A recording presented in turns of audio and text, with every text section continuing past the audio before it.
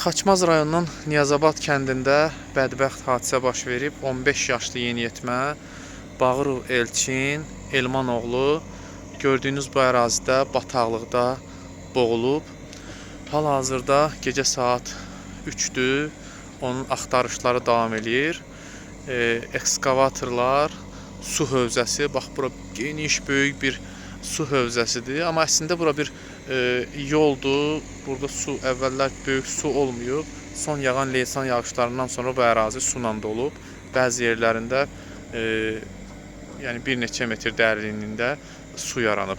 Axşam saatlarında Elçin malqaranı, yəni naxırda növbədə olublar. Kəndin heyvanlarını, iri buynuzlu heyvanlarını bugün onlar saxlayırmış və o növbədən yəni gəlib heyvanları atın belində evlərinə, kəndə aparan zaman atın belində çox güman ki dərin bir yerə düşüb və atın belindən yıxılaraq boğulub. At sonradan sahildə, yəni bataqlığın kənarında aşkarlanıb.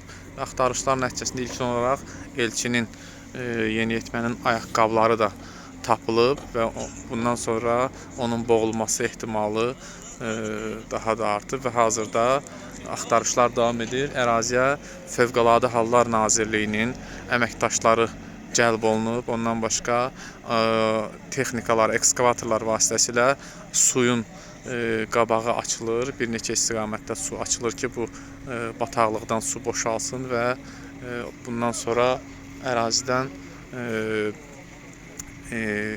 Elçinin tapılması üçün daha əlavə addımlar atılsın.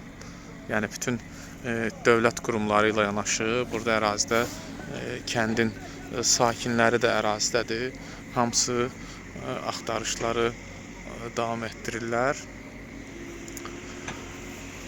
Bu qədər.